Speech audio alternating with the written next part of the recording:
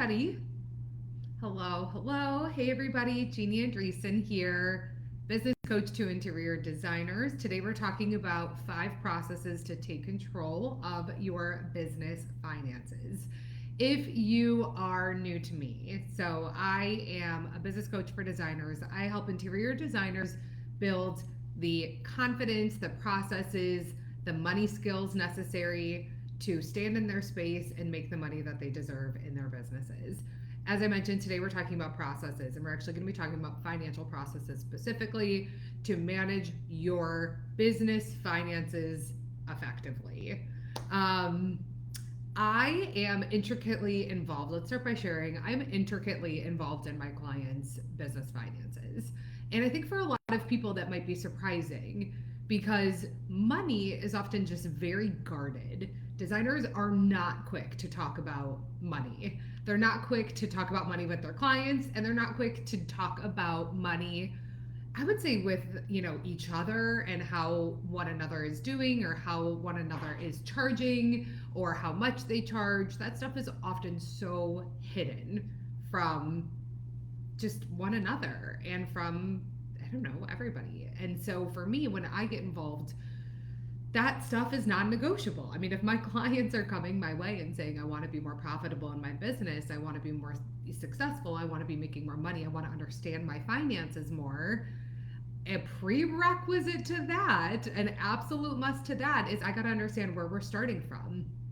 And when it comes to where we're starting from, I mean, I am looking at revenue, I'm looking at profit, I'm looking at expenses, I am looking at billing, I'm looking at how much you're billing, how many hours you're billing on an annual basis, on a monthly basis, on a weekly basis.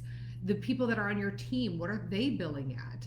These are numbers I ask for and numbers I am looking at to be able to know where we're starting from. So, knowing that I have seen a lot of designers' finances at this point, I have worked with designers on all of the things that they struggle with as it relates to managing money in their businesses.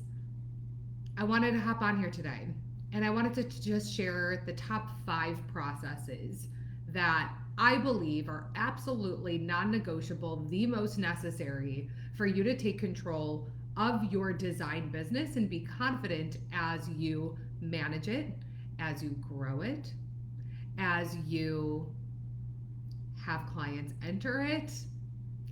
I want you to be confident in all of that, in decisions that you're making. If you don't know your numbers and you're not following these processes, all of that is going to be a question mark. All of that is going to be really confusing, and all of that's going to make you really anxious. And I don't want that. I don't want that for you. I don't want that for anybody. It doesn't have to be that way, and it shouldn't be that way.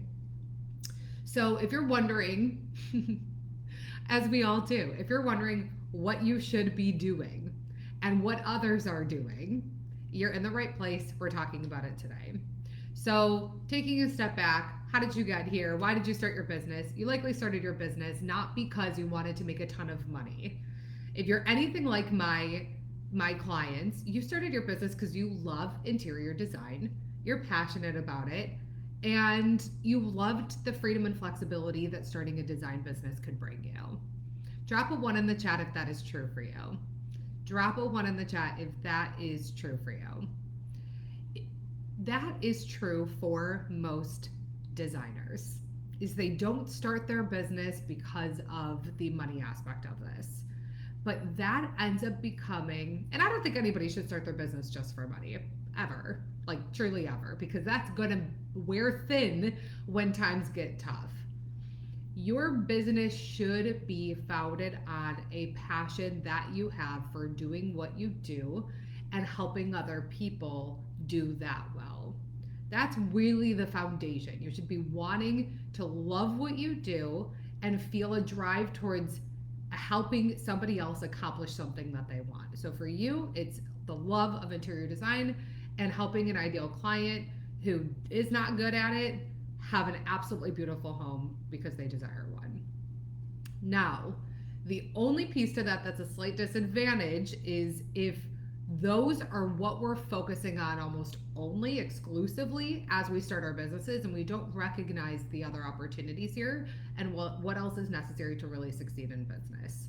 And I'm going to tell you right now, you likely entered this and then went, oh shoot, I didn't realize that there's so much else to running an interior design business. An interior design business is 20% design and it is 80% business.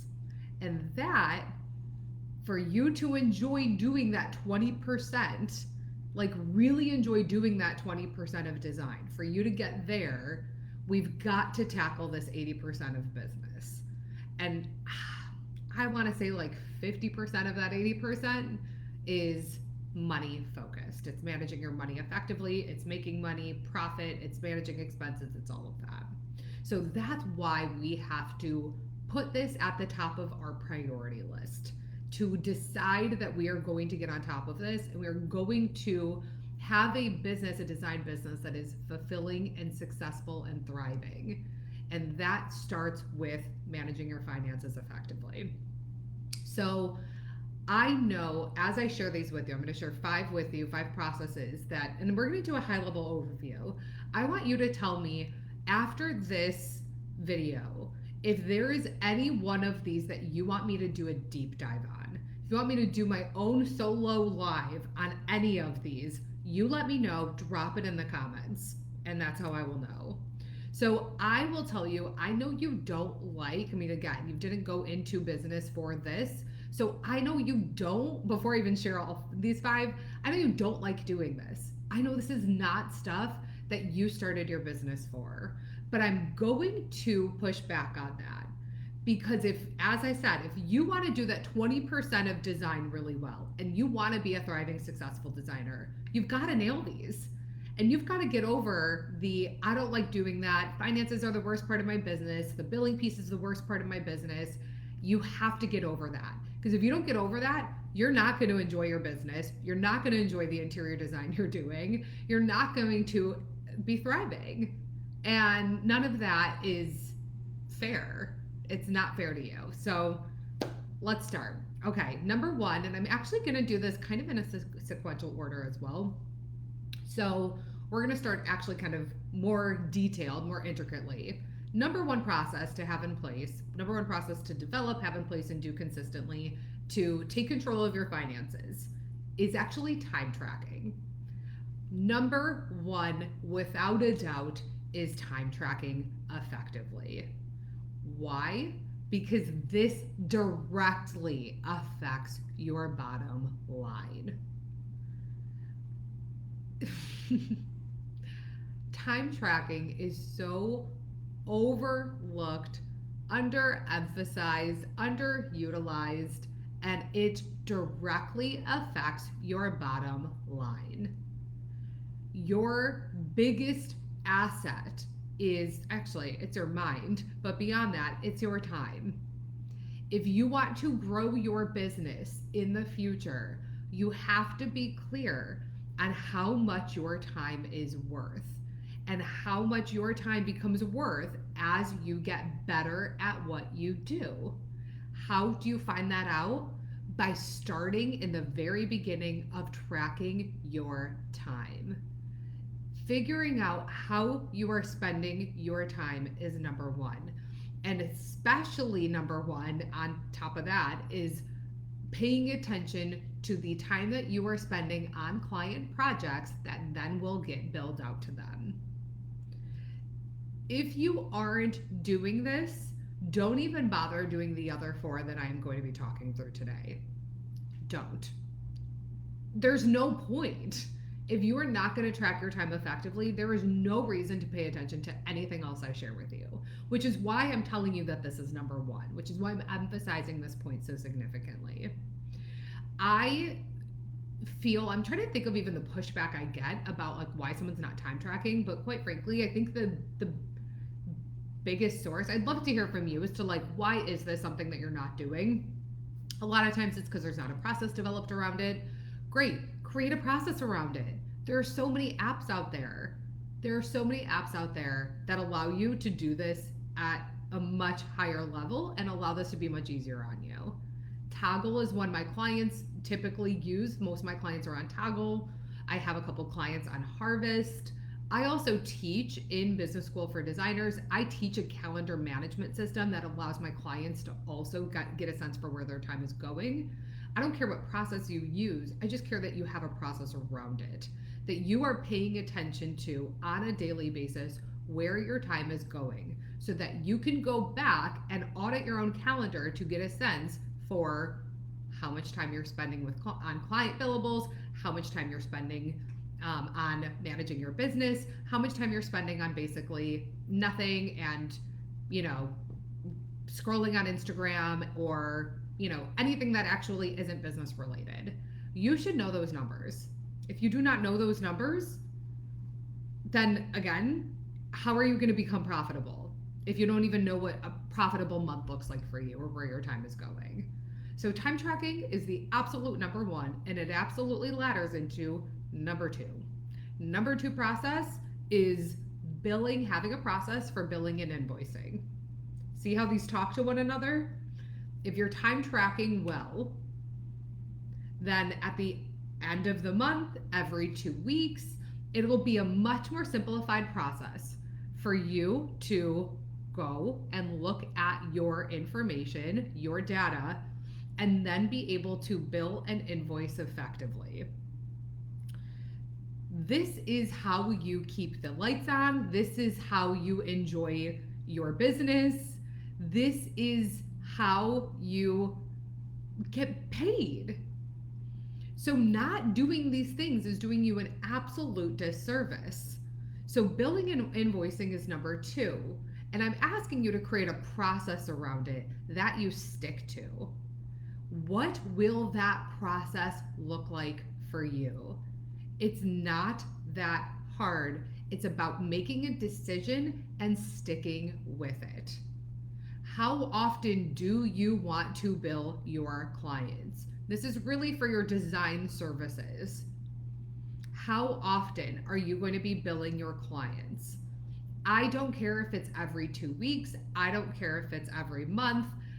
I would stick to one of those two to make it manageable for both you and for them.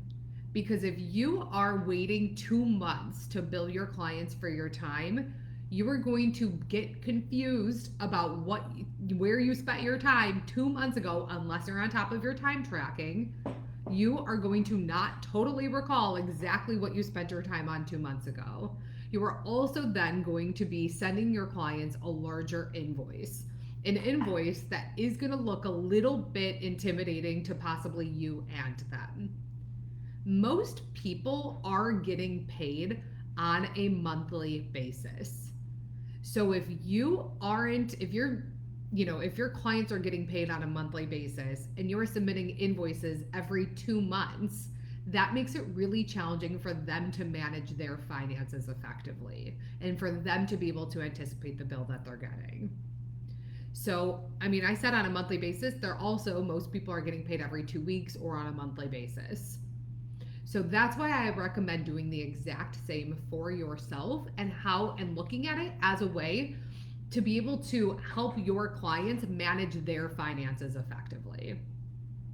But make a decision. How often are you going to be billing your clients? Is it every 2 weeks? Is it a month? Is it something else? If you do something else and it works for you, please let me know. I would love to hear about it. Now, when you make a decision, I want you to put it on the calendar and protect this time. I want you to put it on the calendar and protect this time as though it is a meeting for you. That's how you develop a process. If not, there is no process. If you put it on for the first Friday of every month, and then a client says, hey, can you meet on the first Friday of the month at 9 a.m.? And that's your time that you're typically billing and invoicing your clients, and you say yes to it, all of a sudden you are deviating from your processes, and that gets really freaking confusing. You've got to be really detail-oriented to be able to deviate from your processes and still be on top of everything. Does that make sense to you? I am sure that it does, and I hope it does.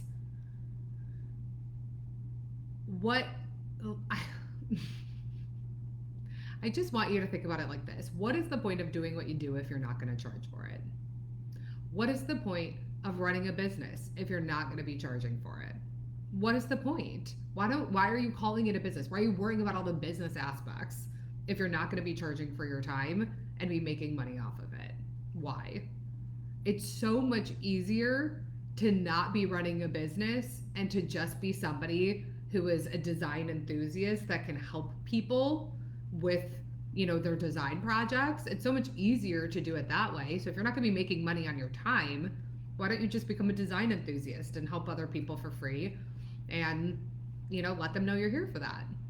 Because that's not what we're here for. We are here to run businesses, and a business is successful. A business is a business when you're making money and I'm going to say profitable, but when you're making money, it is an entity that makes money. Period.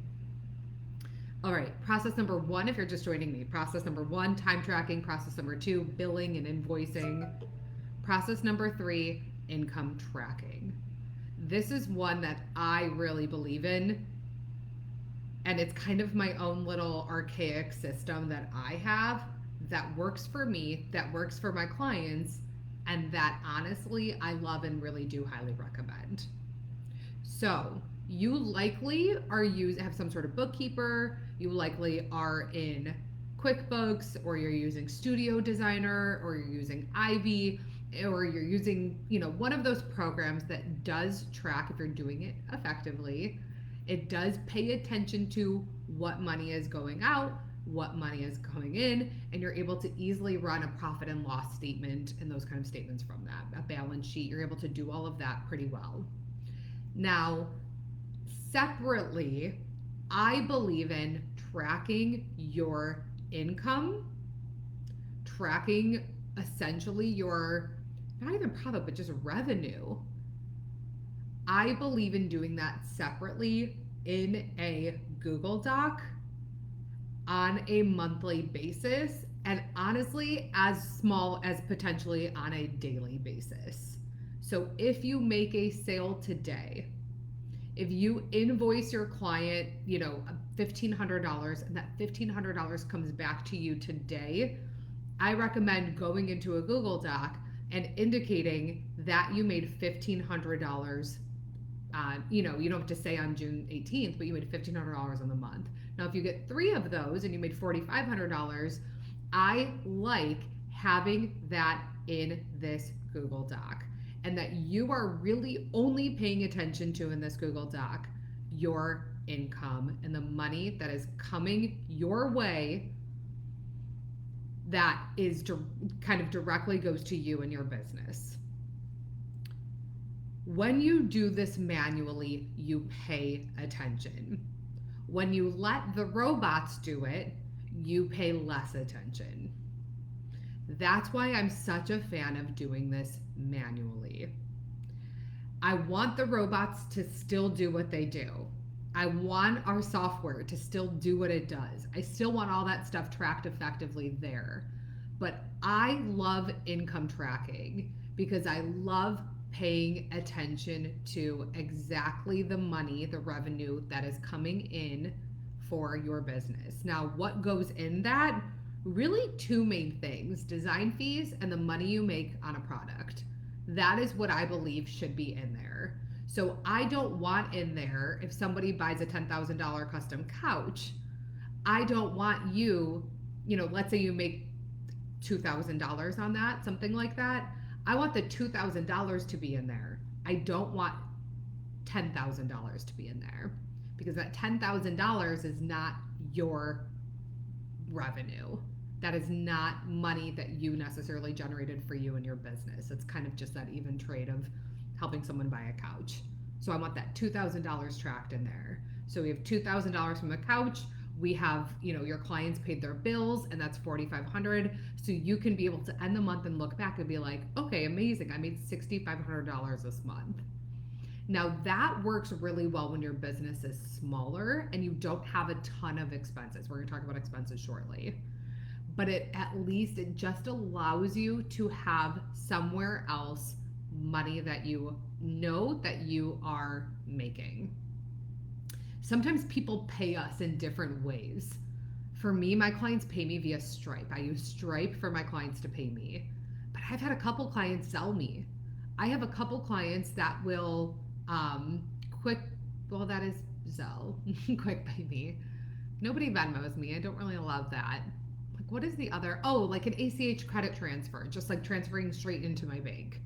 So they can pay me in various methods. Some pay by, very few pay by check, but some pay by check.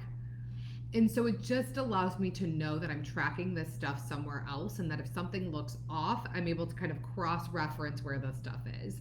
I also encourage indicating if something is design fees or something's markups from markups, because that allows you to then at the end of the year say, okay, I made 90K in revenue this year, or I made 150K in revenue this year, and you pull it out and you're like, okay, cool. 50,000 of that was from design fees. 100,000 of it was from markups. And you now know the percentage of your income, of your revenue. You know the percentage of that, so that you know moving forward, you're able to forecast that better moving forward. Don't worry about any of that. That's why you have me, or that's why you have, a CFO on your team or something like that. It's amazing how much I feel like I have learned that I'm good at this stuff. When I'm like, I'm not a CFO, I'll be the first person to say I'm not a CFO, but I pay attention to these things because they matter to your bottom line. One of my clients, sidebar, one of my clients has a bookkeeper by trade as her assistant. And this bookkeeper, is phenomenal at bookkeeping. But she doesn't look at numbers strategically. And that is the difference between a bookkeeper and an entrepreneur. As an entrepreneur, you've got to be looking at numbers strategically. That's the reason why I think I'm good at this, is because I'm looking at this stuff, because this stuff matters to me. It matters to my business. And a bookkeeper, if they're not business owners, even if they are, half of them are, doing this well or knowing exactly how to do become profitable. But these are the ways in which you start getting really on top of your business and your finances. Okay, number 4, expenses. I want you to have a process for paying attention to your expenses and making decisions based on what your expenses are. So there are a couple things I'll say here. Number 1, I naturally have always been more of a saver than a spender. Very, very rarely do I have to, at this stage, especially in business, but have to worry that I'm spending more than what's coming in, because I'm so mindful of the dollars that come in and what comes out, that it's kind of like I know I'm fine. Now, another thing, not everyone's like that. So even for my own personal finances, very, very rarely do I have to pay intricate, detailed attention to what I'm spending versus what I'm saving, because naturally I'm saving. Now, not everybody is like that. Most aren't. I think most, I would love to know the percentage, because I do not think it's 50-50 saver spenders. If you know you are a spender personally, you likely are one in business as well, professionally as well. And if that's the case, you do need to spend more time confirming that you can afford what is going out. Now, this is the part where you and I, our businesses differ. A coaching business is managed at a really low overhead. I don't currently have an assistant, which makes it, easier for me. I don't have office space, which makes it easier for me. All of that makes it a little bit easier for me at this stage in business today. If you have assistants, if you have an office space, if you have those things, you have to be paying attention to what is going out versus what is coming in, because that is beyond the minimal expense of studio designer. The other things that I actually got this question the other day, you might really want to know this too. I got this question the other day from one of my clients when we were reviewing her finances and looking for trends and all of that. She said, for your other clients, what are their biggest business expenses? And I said, really, outside of an assistant, outside of overhead in terms of an office space, I said, it is coaching and photography. My clients, my God, did I just do that? Did you guys see those balloons? I don't think I did that. Coaching and photography. Those are my clients. It happened again. Those are my clients. I'm like, do I do it again? How did that just happen? My Facebook people are like, what just happened? Just balloons showed up on my Instagram live when I did this. Coaching and photography. No, it didn't work. Those are my clients' two biggest expenses outside of a roof over their head, and it happened again. A roof over their head, an office space for them, and outside of assistants, outside of having team members. And I think it's really good to look at those things, because when you're paying attention to that, this is the idea of profitability too. When you're paying attention to that, you're able to ask yourself, am I making money back on what I am spending in these two categories? I encourage every one of my clients, if they're entering coaching with me, to help them increase their profitability. I very much encourage them to be looking at this. Some of my clients don't work with me to increase their profitability. They work with me to help them create more time and sanity in their life and business. Those are people, typically we will make it a point where we're getting you to make more money too, but I want you to pay attention to what are the reasons for investing in something and what is the return on that investment. When you're paying attention to your expenses, you are able to make smarter decisions with your money. So number 4 is creating a process for paying attention to expenses and investing in something when you're making a business investment, and knowing that you have enough money to cover it or that you have a solid return at the end of it. All right, last one, number 5, profitability auditing. Profitability auditing, which is to me the same thing as a really good project audit, or project post-mortem is another way that it's referred to. So when you are auditing your projects, you need to be auditing them not just from a what worked well, what didn't go well, and what process are we going to change so that the next one goes better. There are 3 questions to ask on future project audits, but also you have to be paying attention to profitability from these projects. Were these projects profitable for you? How much time did you spend on them? How much time did you make, or how much money did you make on them?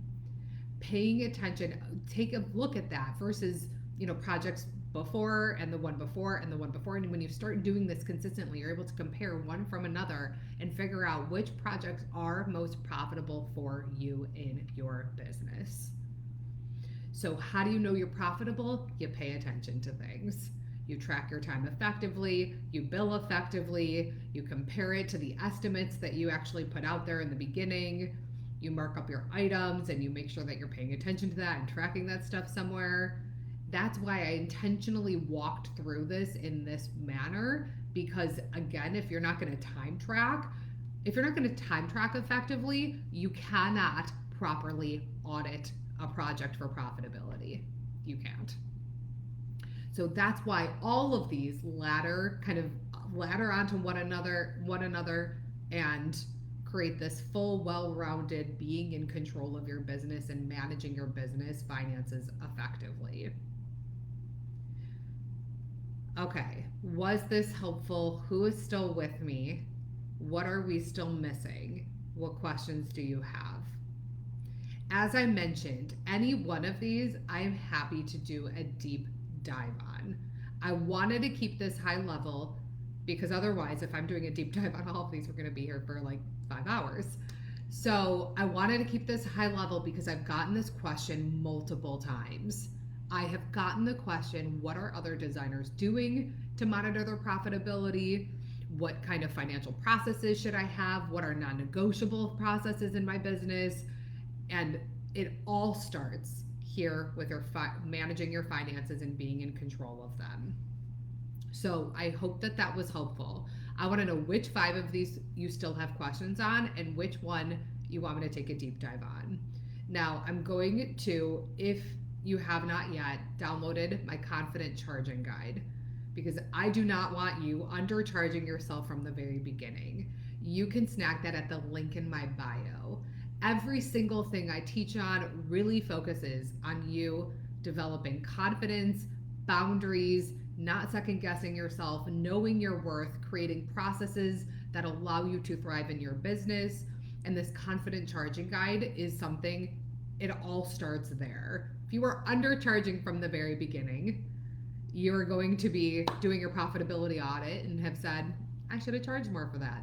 I don't want you to be there. I want you to be making money on your projects. So snag that at the link in my bio. Let me know. Your next step is to let me know which one of these you would want me to do a deep dive on. If I don't hear from you, I won't do a deep dive on any, maybe. And I don't know if that's what you want. Maybe it is, but you let me know. I hope it was helpful. Please like this video if it was helpful and share it with a friend, a design friend, who also maybe feels very overwhelmed in their business and is unsure of where they should be spending their time. Thanks for hanging with me. I will see you next week, and I hope you have a wonderful rest of your Tuesday. Thank you, friends. Bye.